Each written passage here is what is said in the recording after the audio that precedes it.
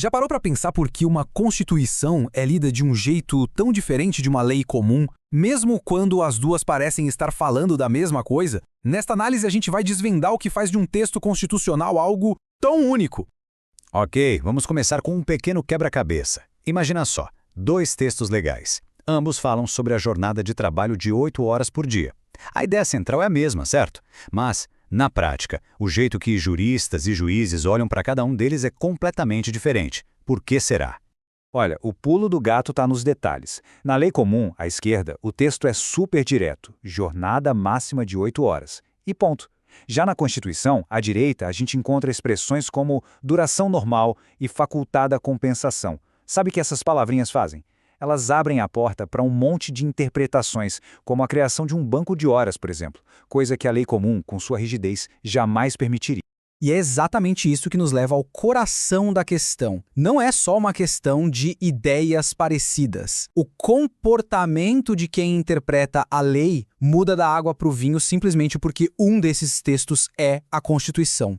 Muita gente pensa que a Constituição é só uma super-lei, sabe? Uma versão mais forte de uma lei comum. Mas o erro está justamente aí. Não é uma questão de quem manda mais, mas sim da natureza de cada uma. A Constituição tem um DNA jurídico totalmente diferente. Então vamos decodificar esse DNA. O que tem de tão especial no texto constitucional que exige uma abordagem completamente nova? Basicamente, a gente pode resumir em 4 diferenças fundamentais que mudam todo o jogo da interpretação: o tipo de conteúdo, a mistura de princípios e regras, a linguagem aberta e, claro, seu poder de supremacia. A primeira grande diferença é o conteúdo. Leis comuns geralmente tratam de regras bem técnicas, tipo, o imposto é de X%. Já as constituições, elas são carregadas de valores. Dignidade da pessoa humana não é um termo técnico, é uma escolha filosófica, uma decisão fundamental sobre o tipo de sociedade que a gente quer construir. Interpretar isso não é fazer conta, é honrar um valor. Em segundo lugar, a Constituição é uma mistura de regras e princípios. Uma regra é aquilo, preto no branco, tudo ou nada. 4 anos de mandato. Cumpriu ou não cumpriu? Já um princípio, como o trabalho é um direito, funciona mais como uma bússola. Ele não diz o caminho exato, mas aponta uma direção que o Estado e a sociedade precisam seguir. E muitas vezes, esse princípio precisa ser equilibrado com outros. A terceira característica é genial: o uso de conceitos abertos. Termos como ordem pública são vagos de propósito. E isso não é um defeito, muito pelo contrário. Essa abertura toda permite que um texto escrito décadas atrás continue fazendo sentido e se adapte aos novos desafios da sociedade sem precisar de uma reforma a cada 5 minutos. E olha que exemplo perfeito de como isso funciona na prática. O termo ordem pública está lá quietinha no texto desde sempre, mas o que ele significa já mudou muito. O que antes era basicamente sobre crime na rua, hoje engloba paz social e até o combate à desinformação em massa. O texto é o mesmo, a interpretação é que é viva, respira junto com o seu tempo. E por fim, o superpoder da Constituição, a supremacia.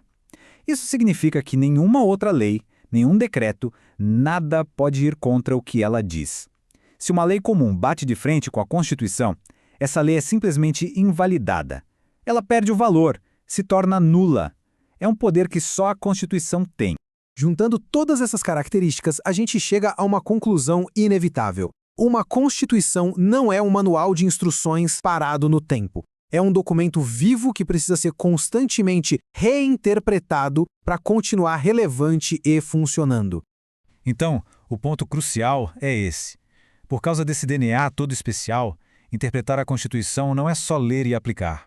É uma habilidade muito mais complexa, que se parece mais com uma arte do que com uma ciência exata. Olha só a diferença na prática. Com uma lei comum, o caminho é mais reto. Lê o texto, tenta entender o que o legislador queria dizer na época e aplica.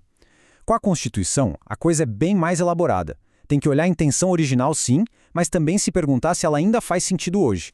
É preciso honrar os valores, harmonizar com outros princípios e, o que é crucial, pensar nas consequências reais daquela decisão. E essa complexidade toda aparece em conflitos do nosso dia a dia. Pensa bem, a Constituição protege tanto a liberdade de imprensa quanto o direito à privacidade. E aí, o que acontece quando um jornalista quer publicar detalhes da vida íntima de uma figura pública? Os dois direitos são constitucionais, os dois são válidos. A solução para esse tipo de impasse é uma técnica chamada ponderação. A ideia aqui não é escolher um lado e ignorar o outro. A arte é colocar os dois princípios numa balança e encontrar um ponto de equilíbrio. A liberdade de imprensa é fundamental, mas não é absoluta. A privacidade é um direito, mas pode ser relativizada se o interesse público for maior. É uma busca constante por proporcionalidade. Agora, um dilema da vida real, e um dos mais difíceis. Um paciente, por convicção religiosa, se recusa a receber uma transfusão de sangue que pode salvar sua vida. De um lado, temos o direito à vida, do outro, o direito à autonomia, à liberdade de crença, à dignidade. A Constituição protege tudo isso. E agora, como fica? A verdade é que aqui não existe uma resposta técnica, uma fórmula matemática. Forçar a transfusão seria priorizar a vida. Respeitar a recusa seria priorizar a autonomia e a dignidade. A decisão final, que no Brasil tende a respeitar a vontade do paciente, é o que chamamos de uma escolha axiológica, ou seja, uma escolha baseada em qual valor se considera mais importante naquele contexto específico, e não uma aplicação mecânica da lei. Certo, então vamos amarrar todas essas pontas para entender por que essa distinção toda é tão importante, não só para o mundo do direito, mas para toda a sociedade. Essa tabela resume bem a nossa conversa. O conteúdo da Constituição, cheio de valores, busca proteger a dignidade. Sua linguagem aberta permite que ela evolua com o tempo. Seu poder supremo garante sua força. E, por fim, sua interpretação exige essa arte da ponderação, que a impede de virar uma letra morta, congelada no passado. E a gente encerra com essa reflexão. Interpretar a Constituição exige muito mais do que um conhecimento técnico das leis. Exige a sabedoria de um filósofo para pesar valores, a visão para adaptar princípios antigos a problemas novos e a coragem para tomar decisões que definem os rumos da sociedade. No fim das contas, exige um jurista filósofo. E entender isso muda completamente a nossa visão sobre o direito.